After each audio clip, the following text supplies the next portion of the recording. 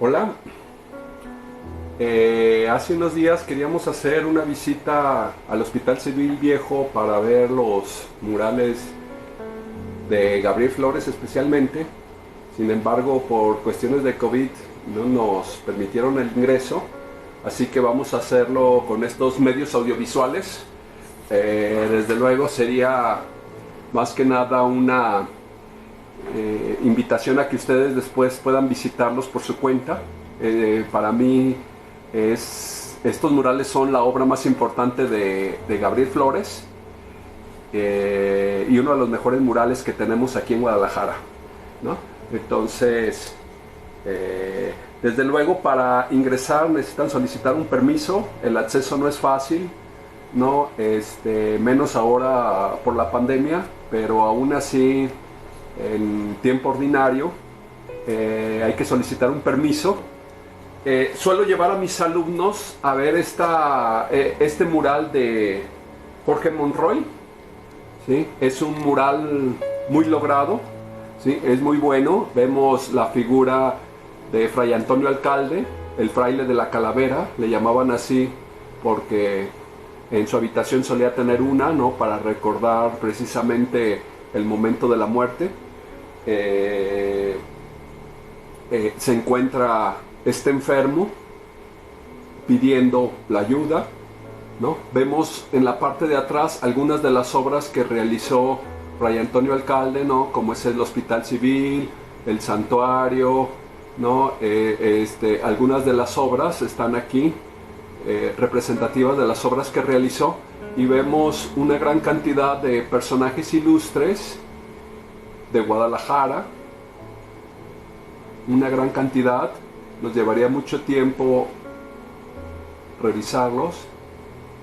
Algunos acontecimientos importantes también de la historia de Guadalajara, ¿no? Aquí se ve una escena de la peste. Vemos que están enterrando, recordemos, a finales del siglo XVIII la peste asoló a Guadalajara, ¿no? Hubo una gran cantidad de muertos y ese fue uno de los motivos principales que tuvo Fray Antonio Alcalde para la construcción del Hospital Civil. Vemos aquí algunas personas, ¿no? Enterrando a los muertos en una fosa común.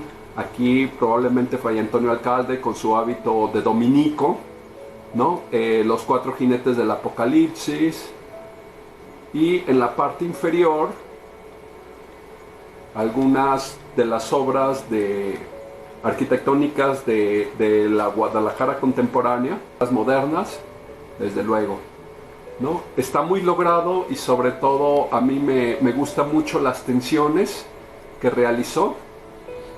Tiene una gran cantidad de azules que entran en oposición, en una oposición muy bella con los naranjas, que es su complementario, ¿no? Básicamente son esos colores los dominantes, el azul, el naranja y desde luego esta zona de rojo y de blanco que también entran en una posición muy interesante. Recordemos que el rojo, ¿sí? Es el color más energético de los cromáticos, mientras que el blanco es el menos energético de los acromáticos, ¿no? Así que entran también en una tensión muy interesante, ¿sí?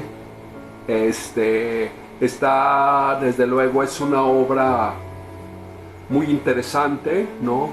Muy bien ejecutada, se nota la habilidad de su autor, del pintor Jorge Monroy, ¿no? También, pues ya un pintor famoso aquí en Guadalajara, ¿no?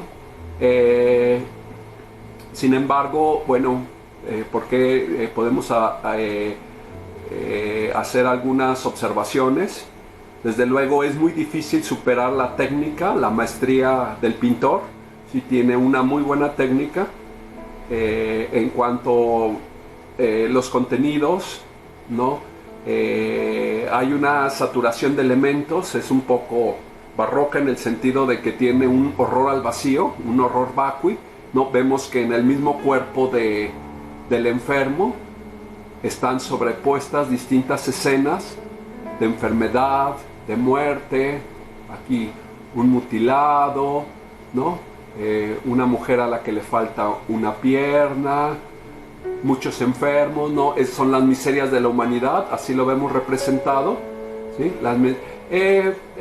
Pero quizá uno de los defectos más graves es que tiene que explica demasiado, ¿sí? No utiliza un lenguaje sintético, sino utiliza una representación pictórica muy vasta para explicar su mensaje, ¿sí? Hay una enumeración de elementos, ¿sí?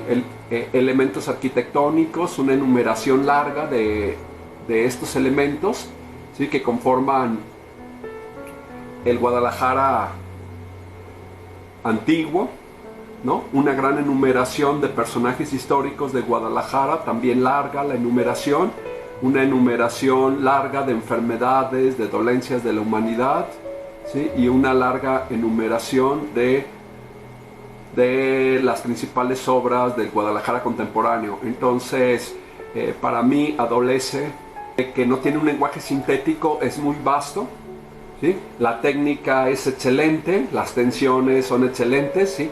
Es muy bonito el mural, ¿no? Estéticamente funciona muy bien, ¿sí? Las tensiones son muy agradables, está resuelto con mucha maestría, vemos el rostro de Fray Antonio Alcalde.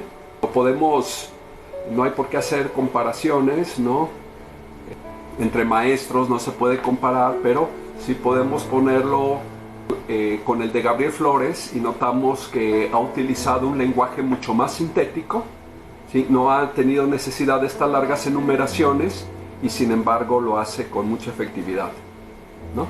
Bueno, esta es una pintura de Fray Antonio Alcalde y Barriga.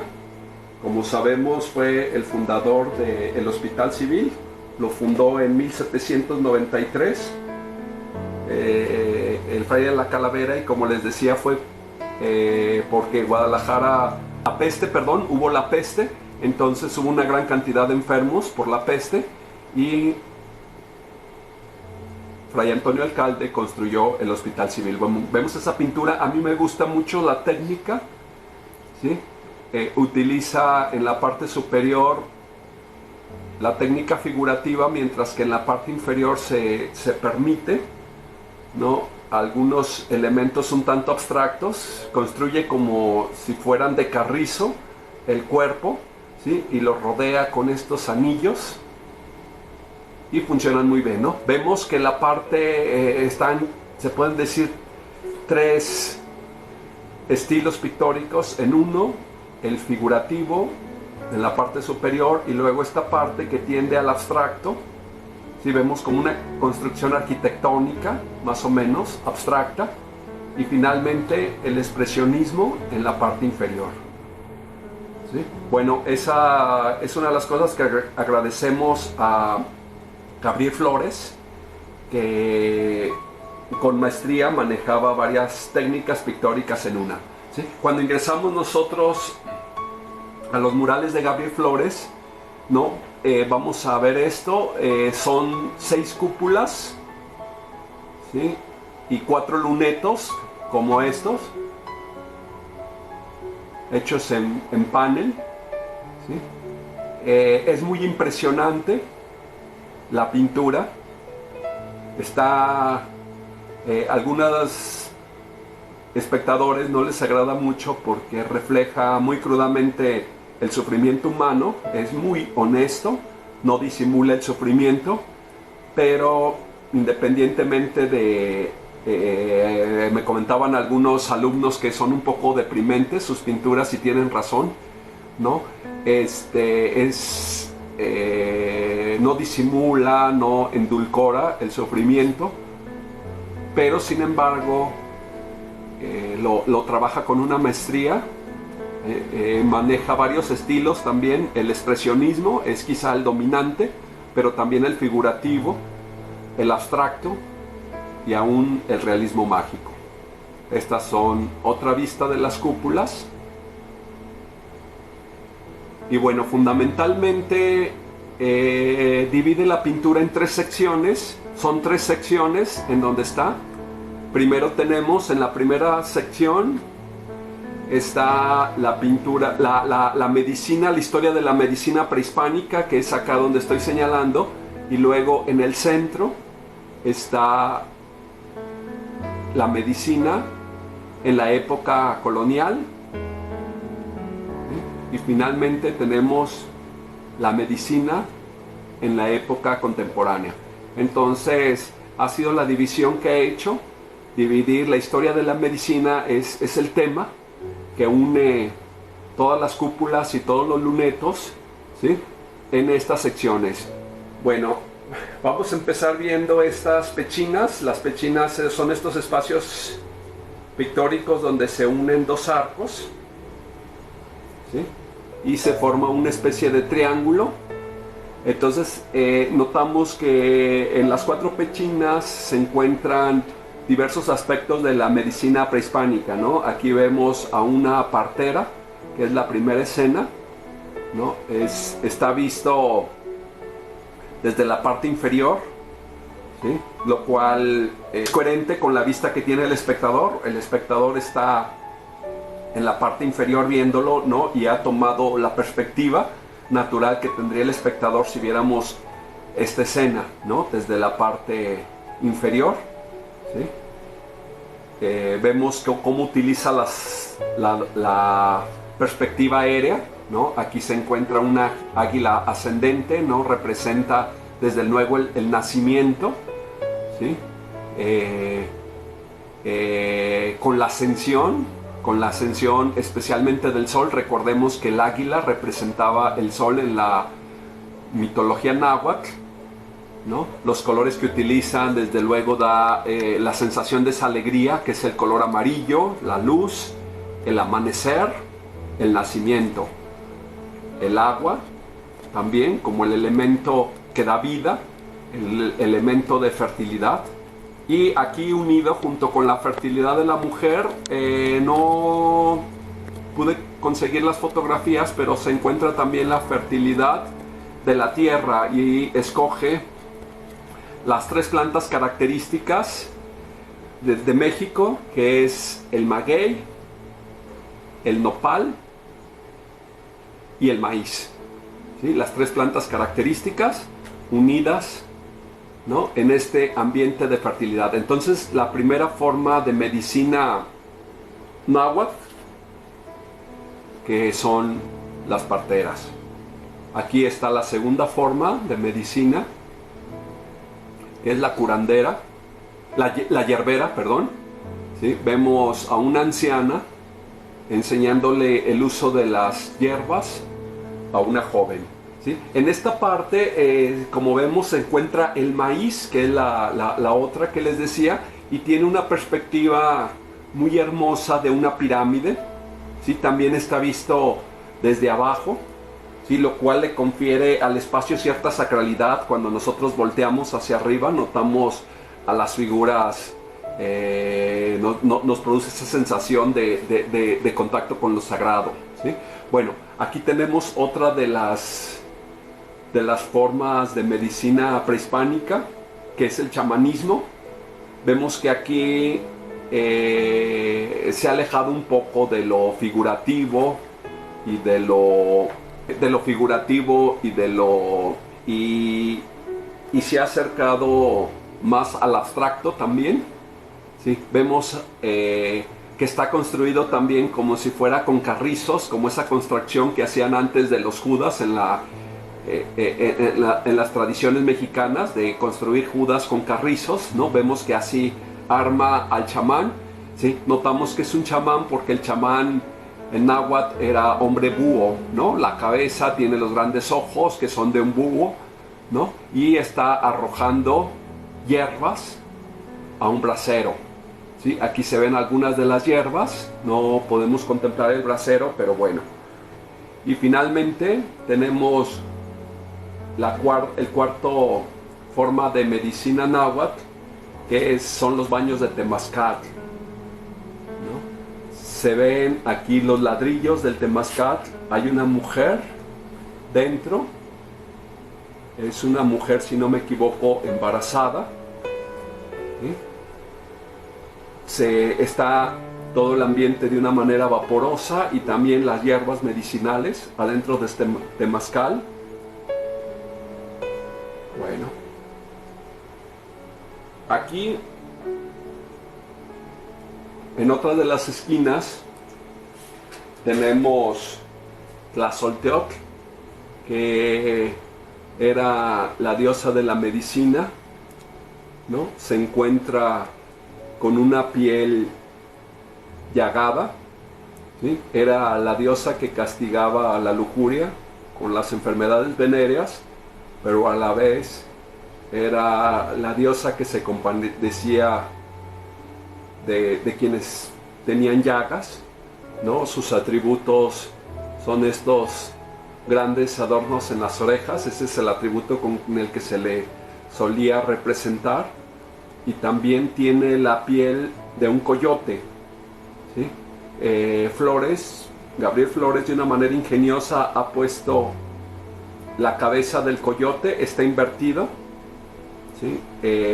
La mayoría de personas no lo alcanzan a distinguir en un primer momento hasta que se les señala que esta es una cabeza del coyote, está invertido, ¿sí? Y lo perciben. Aquí notamos que hay 4 serpientes enroscadas. Alcanzamos a reconocer rápidamente 2, ¿sí? Es para nosotros los mexicanos ya de fácil lectura la cabeza de la serpiente emplumada de Quetzalcóatl, ¿sí? Aquí lo vemos. Entonces el segundo, que también es más o menos fácil de identificar, es Tlaloc. Tlaloc es fácilmente reconocido por los anillos alrededor de los ojos, 2 anillos que en realidad son 2 serpientes, aquí se ven, ¿sí? Sería el segundo dios.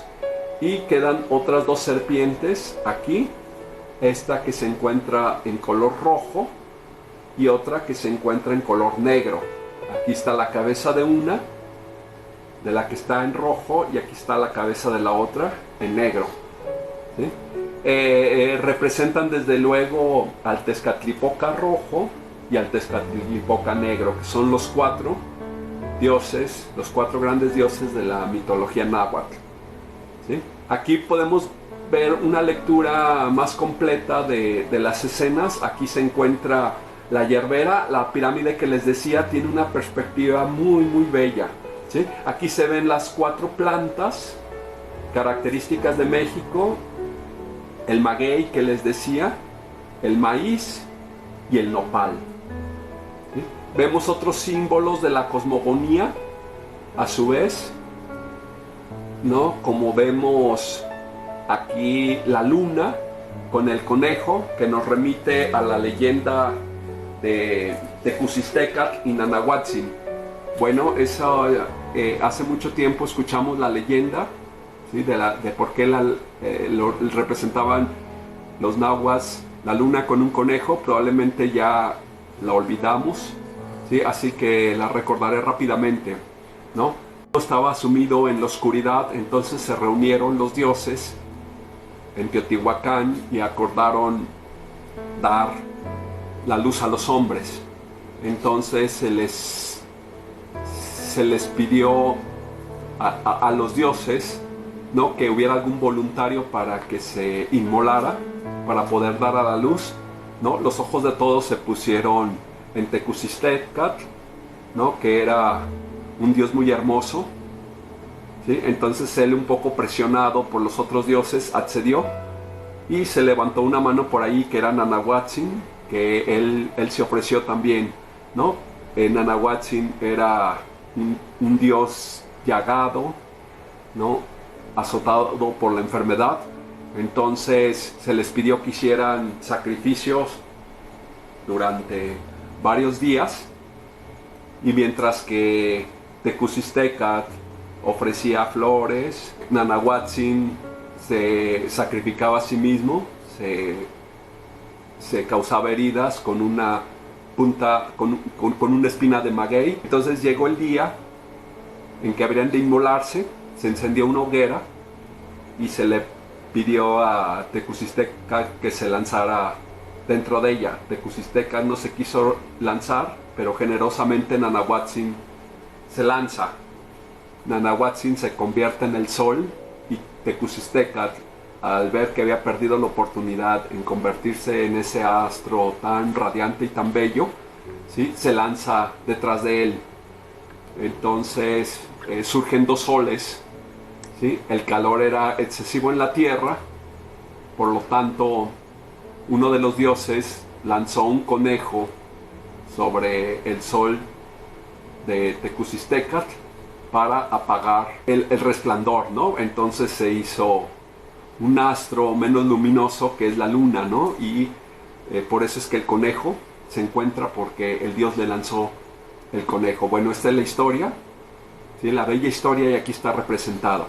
Notamos también que el mural está dividido entre el día y la noche. Vemos el color amarillo de este lado, que es el día, mientras que de esta parte está la noche. Y notamos también que están dos águilas, ¿sí? Un águila que va ascendiendo, que es en realidad el símbolo del sol, ¿sí?, está ascendiendo, y un águila que está descendiendo, que se va convirtiendo en la noche, es decir, el oriente, el nacimiento del sol, y el poniente, la puesta del sol, ¿no? Vemos otro símbolo. Es muy bello el colibrí. Está hecho solo con una mancha oscura.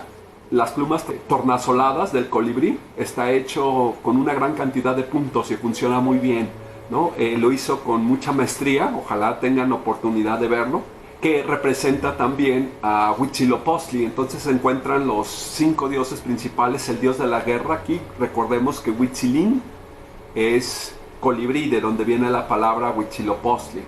Bueno, y aquí aparece un personaje que viene del mar, ¿no? Recordemos que Quetzalcóatl es a la vez un dios que está representado por la serpiente, y a la vez es un rey, ¿no? Quetzalcóatl, ¿sí?, un rey sabio que parte por el mar y promete que vendrá algún día, ¿no? Entonces aquí tenemos la encarnación de Quetzalcóatl en ese rey, y aquí se encuentra Quetzalcóatl como la serpiente emplumada.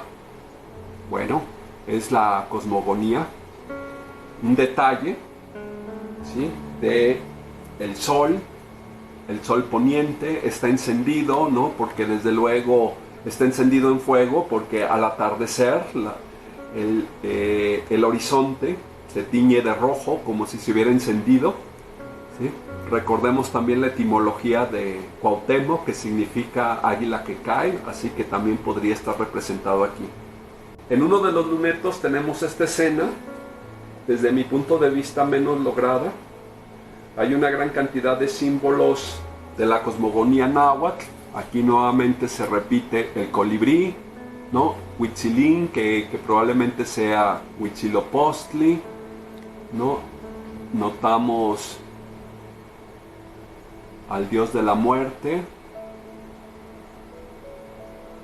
Aquí se encuentra, ¿no? Nuevamente las serpientes, ¿sí? La luna, nuevamente con el conejo. No está tan bien lograda, a mí me parece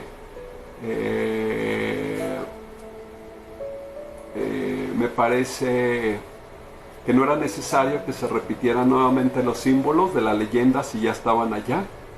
Se pudo aprovechar mejor este luneto, y además notamos que no están tan logradas las figuras. Yo de hecho dudo un poco de que él sea el autor de este luneto, ¿sí? La pintura se ve muy inferior, ¿sí?, a la que suele tener Gabriel Flores, ¿sí? Probablemente la hizo un discípulo de él.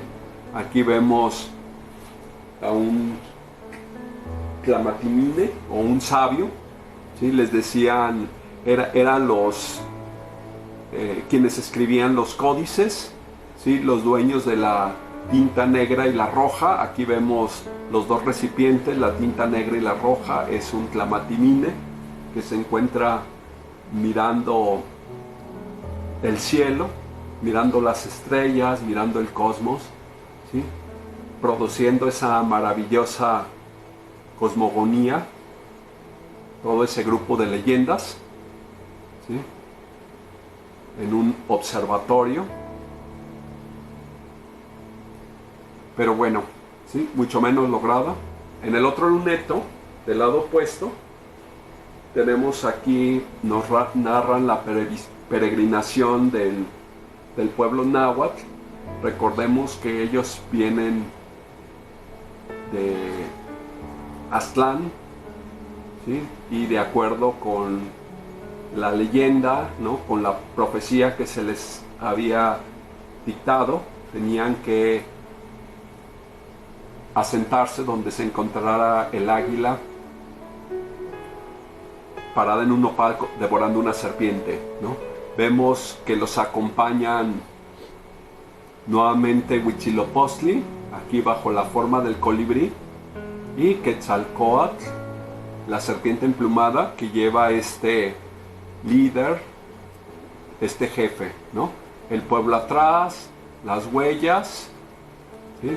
Otro sacerdote con una máscara de Tlaloc, lo reconocemos por los anillos alrededor de los ojos, ¿sí? Y algunos elementos, ¿no? Se dice que pasaron por Jalisco. Aquí está el glifo de Jalisco. Jalisco, lugar de Jal, ¿no? La Jal es esa arena tan característica en esta región, ¿no? Entonces el glifo es un ojo llorando, ¿sí? Llorando porque le ha entrado precisamente el Jal, esa tierrecilla en los ojos, ¿no? El glifo de Jalisco, se dice que por aquí pasaron los náhuatl, pero no se asentaron, ¿no? Y aquí vemos a dos perros característicos que son las Xolescuincles, ¿sí? Los perros sin pelo, ¿sí? Característicos, hoy casi en extinción, pero muy abundantes en esa época, ¿no? Acá vienen de Aztlán, el símbolo, la garza, nuevamente el sacerdote y los Xolescuincles. Acá una vista general de los murales, ¿sí? Lo que decía de que son maravillosas en cuanto a la técnica, el dinamismo del trazo, ¿sí? Y esta la sentimos muy inferior, demasiado saturado de elementos, no percibimos una composición fuerte, no hay grandes tensiones, ¿sí? Hay una saturación de elementos innecesaria porque ya estaban en la cúpula central, lo sentimos muy inferior, pero bueno, ¿no? Como digo, puede ser de uno de sus discípulos, o también suele pasar que a veces los grandes maestros no siempre están a su propia altura, ¿sí? También suele pasar eso, ¿sí? Pero ¿qué importa? Que no todas las obras sean tan gloriosas, ¿sí? Basta con 2 o 3 obras para que alguien se convierta en un gran pintor, ¿sí? No tienen por qué todas tener la misma maestría. Bueno, esta es la vista de la cúpula central, ¿sí? Esta es la vista que se suele percibir cuando nosotros ingresamos, ¿sí? Está la puerta y esto es lo que percibimos. Se encuentra la figura de Fray Antonio Alcalde y Barriga, y vemos que una de las cosas que nos llama la atención es que lo reconocemos por su hábito dominico. Sin embargo, su rostro no nos es tan familiar. Aquí en Guadalajara estamos más o menos familiarizados con su rostro. Hay varias esculturas aquí en Guadalajara de él, ¿no? Además tenía un perfil inconfundible, ¿sí? Una nariz aguileña. Bueno, entonces eso lo notamos, que eso no ha sido importante para Gabriel Flores, más que quedarse con la fisonomía del personaje histórico. Lo que le importa es lo que representa Fray Antonio Alcalde como símbolo. Me gusta mucho la actitud de él, ¿no? Las manos están llenas de expresión. Todos estos juegos de línea le conceden un dinamismo, percibimos una energía intrínseca, ¿no? Esta luz también es muy energética, ¿sí? Entonces lo percibimos como un mural muy energético, en realidad todo. Esta es la vista que tenemos de la cúpula, ¿sí? Vean qué cosa tan bella, ¿no? Y aquí 4 escenas, las voy a comentar rápidamente y después las veremos parte por parte, ¿no? Está la cúpula dividida en 4 partes y 3 partes son utilizadas con el tema de la peste y tiene esta figura que es la figura redentora y es la figura redentora de todo el mural. Como les decía, ha sido muy honesto al expresar el dolor, al expresar la muerte, al expresar la enfermedad, no lo ha endulcorado, ¿sí? Y sin embargo, a pesar de que percibimos tanto dolor, ¿sí? Tiene una figura redentora que le confiere esperanza. Me han dicho los alumnos que si ellos estuvieran enfermos e ingresaran, no se sentirían muy optimistas, ¿no? Y desde luego que no lo sería. No fue la intención claramente del artista, ¿sí? Pero lo que sí es que utiliza esta figura redentora que ilumina el sufrimiento de todas las demás pinturas. No basta una figura para iluminarlo, ¿sí? Vamos a pasar a cada una de las partes. Bueno, otra vista, las manos, ¿sí? Vean la habilidad del dibujo de Gabriel Flores. Se puede quedar uno un buen rato viendo tan solo una de las manos, ¿sí? No es la belleza clásica, no es la belleza de la armonía, de la proporción, es la belleza de la fuerza, es la belleza del carácter, del dinamismo, ¿sí? De la energía psíquica.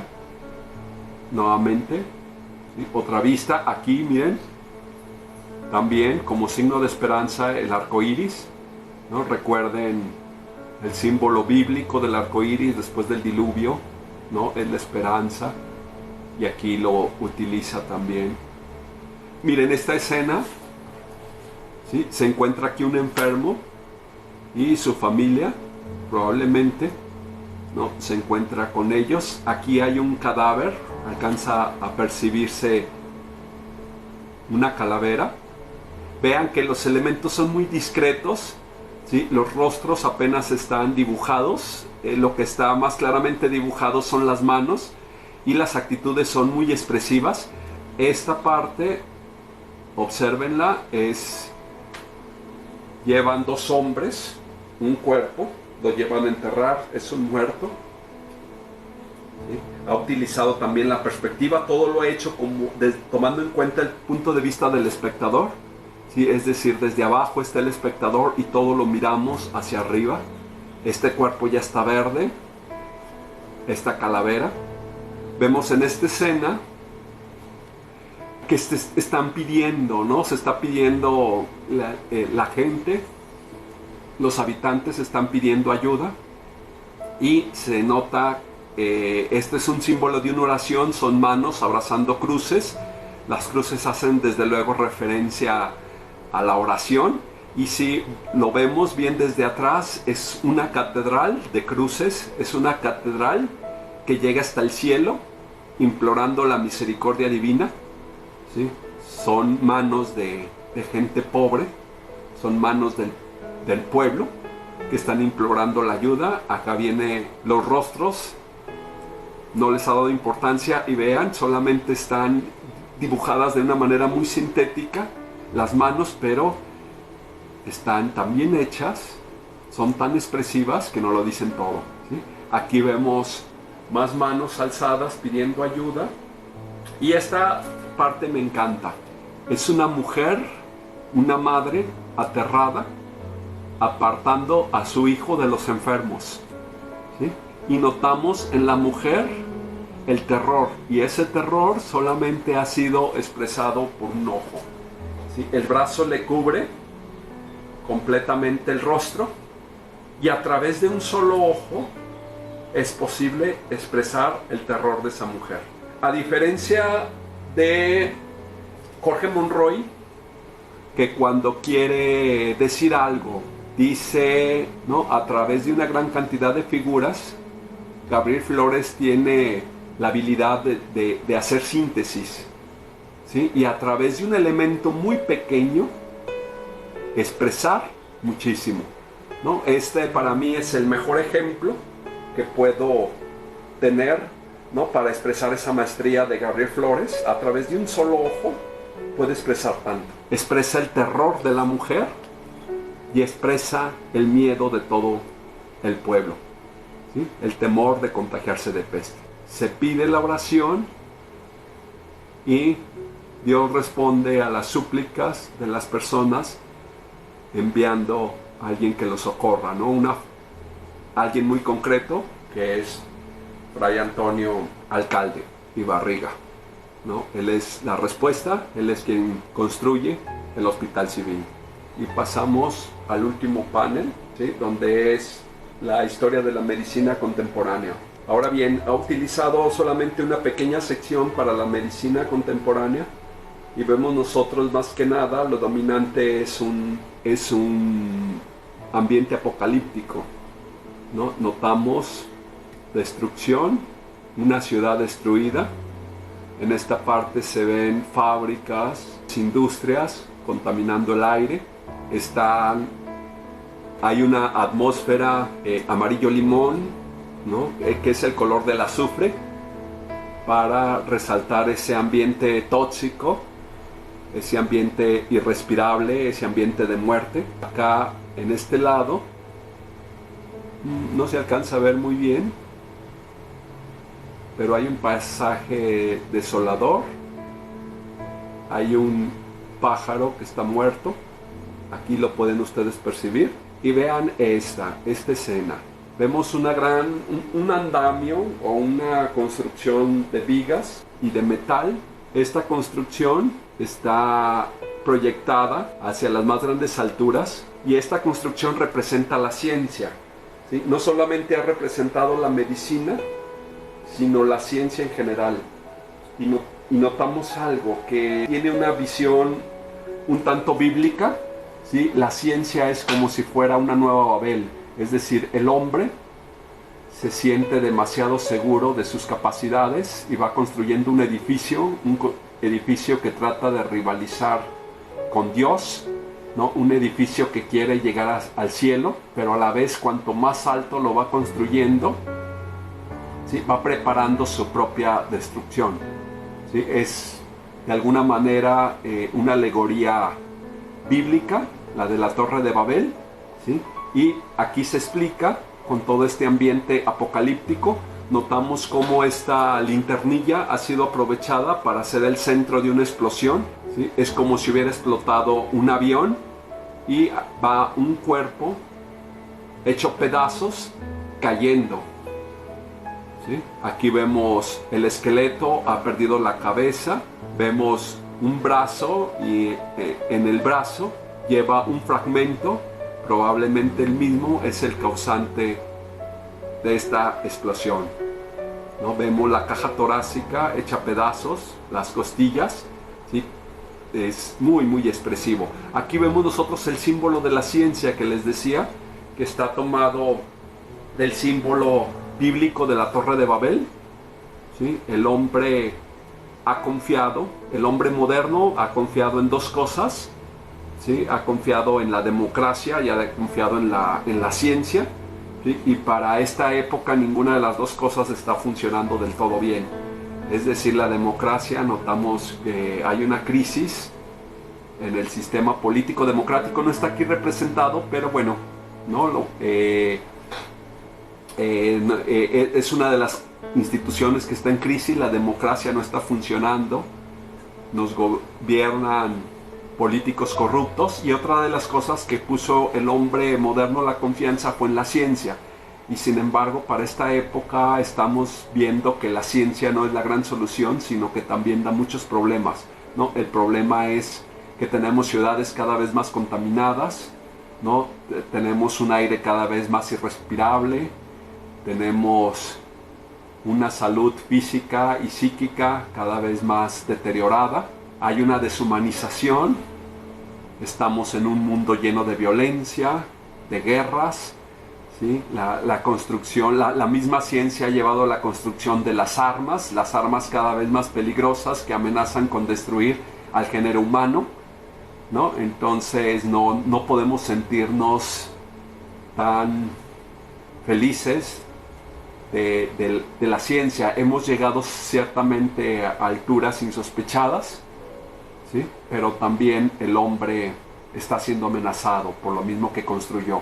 Una vista de esta parte. Aquí está la ciencia. Vean cómo ha unido con genial maestría dos escenarios. Tenemos una perspectiva hacia abajo y una perspectiva hacia arriba, es decir, el cenit y nadir, ¿no? Los tenemos y quedan unidas en una sola construcción a través de todo este andamiaje de tablas, hierros torcidos, ¿no? El edificio de la ciencia, aquí el símbolo del átomo, hasta arriba.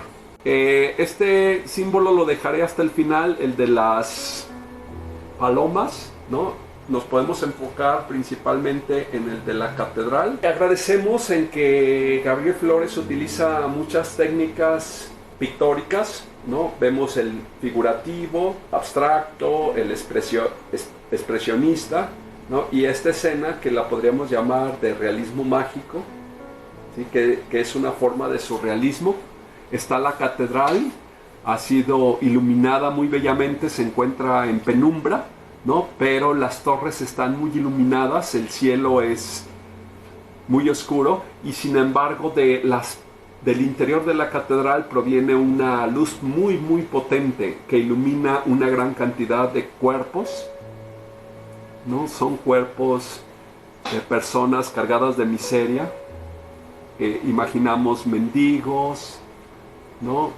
Imaginamos ciegos, personas sin una pierna, e incluso tenemos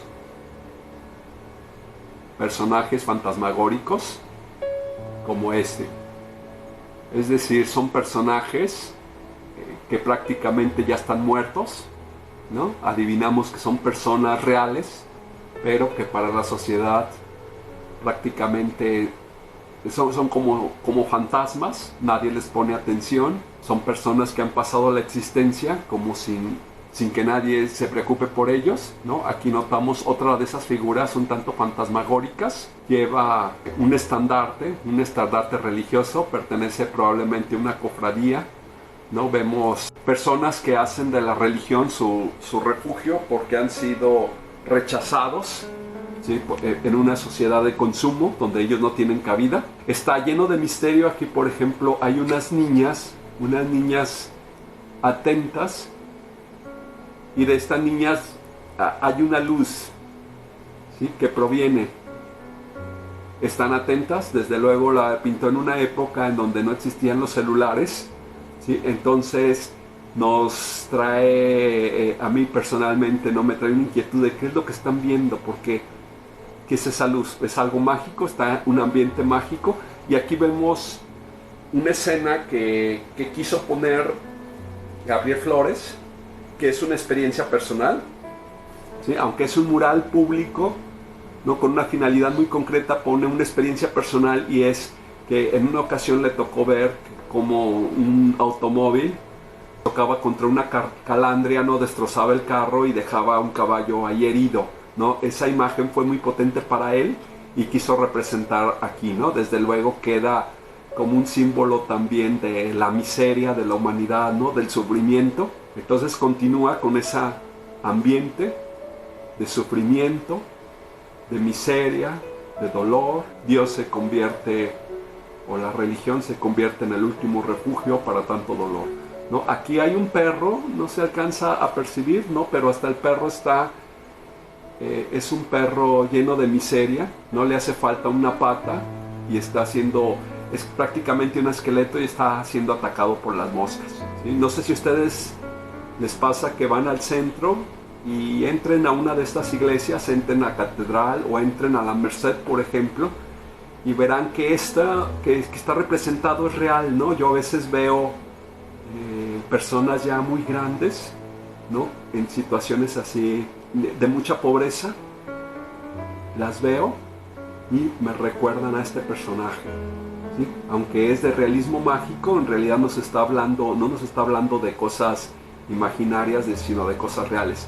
En el otro luneto, en el lado opuesto, tenemos este símbolo que es muy bello, ¿no? Que es un símbolo de la solidaridad. Vemos una mano enferma, ha sido trabajada con una gran maestría, y una mano también cansada de un anciano o de un enfermo la está sosteniendo.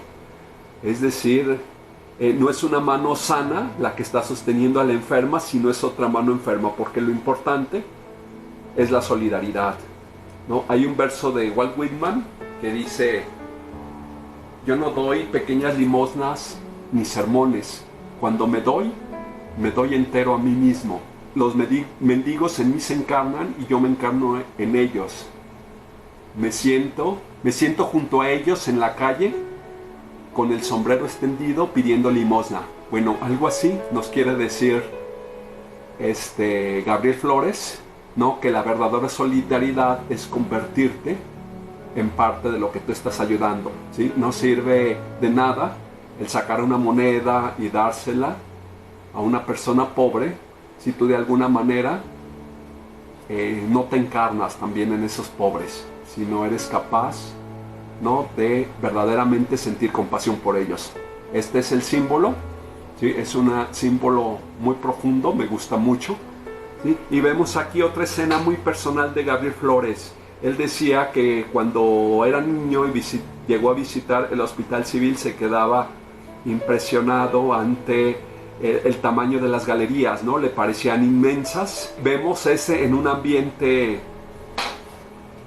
muy oscuro, ¿sí? Hay una luz aquí al final, la luz proyecta de una manera larguísima las sombras, lo que le llena de misterio. Y en la parte, en el segundo plano, notamos a un médico ayudando a un anciano enfermo y una enfermera con un tubo de ensayo, ¿no? Da más la sensación de una científica que de una enfermera. Bueno, la imagen es muy muy bella, también está muy lograda. Mire, quiero pasar a este símbolo. Están unas palomas enjauladas. Desde luego percibimos que esas palomas es la humanidad que ha sido apresado por todos aquellos elementos que la deshumanizan, muchos de ellos su propia construcción, como es la ciencia y todos los males que de ella emanan, ¿sí? La falta de humanidad, la falta de humanismo, se encuentran representados en esta jaula, y hay una mano fuerte que rompe esa jaula. Esta mano, vemos de dónde proviene de este edificio que es la universidad. Es el antiguo edificio de la Universidad de Guadalajara, ¿sí? Aquí lo percibimos, ¿sí? Y de este edificio proviene esta mano gigantesca con una luz intrínseca. Vemos una luz que sale de entre los dedos y rompe con fuerza la mano. Rompe con fuerza la jaula, y aquí muchas palomas revoloteando, es decir, la humanidad ha sido liberada, ¿no? El mensaje es muy claro: liberación del hombre no proviene de la ciencia, al contrario, ¿no? La ciencia puede construirse en nuestra propia destrucción, ¿sí? Sino la liberación del hombre proviene de las humanidades, es decir, lo que nos libera, ¿sí? Es el humanismo, nos libera la literatura, nos libera la poesía, nos libera la filosofía, el conocimiento de la historia. Las humanidades es lo que liberan al hombre y nos dan la libertad. Y viene otra escena, voy a devolverme. Aquí se encuentra el edificio, ¿no? De la universidad. Aquí está, y está la mano de Gabriel Flores firmando su propio mural. Aquí no se alcanza a percibir, pero está la mano de Gabriel Flores. Este es el edificio de la universidad, vemos la luz, ¿no? La luz siempre, a través de la luz expresa mucho, tiene un sentido liberador, ¿no? Esta es la humanidad, pero es una humanidad ya liberada. Vemos una gran cantidad de palomas, nos trae desde luego un elemento muy esperanzador entre tanto sufrimiento. Es la humanidad que ha sido liberada, el hombre ha encontrado su libertad, es como un canto y es el final del mural.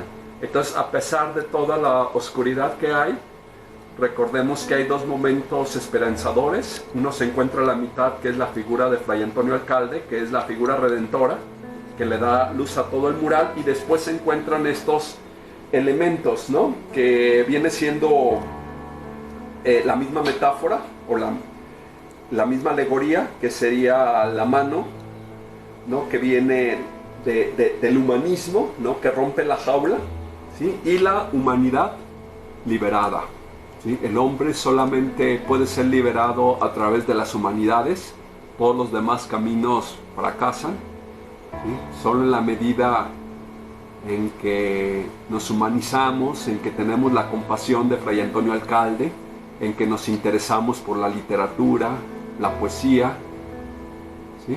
Podemos ser liberados. Ya solamente vamos a ver algunos bocetos que realizó Gabriel Flores. Los bocetos son tan interesantes y tan buenos como sus pinturas. Una gran habilidad para el dibujo.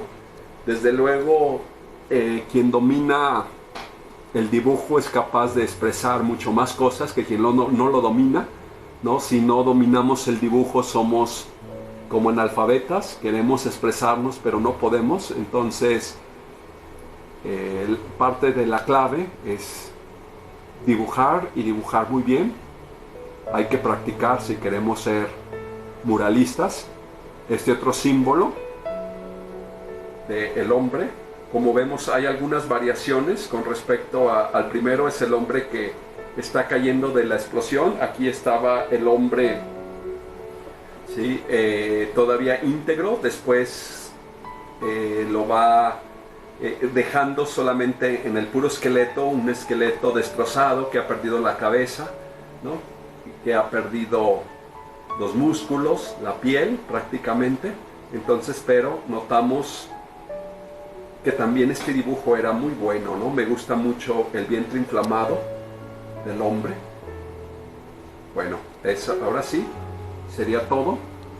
Si tengan oportunidad, vean el mural en persona. Muchas gracias por su atención. Hasta el próximo video.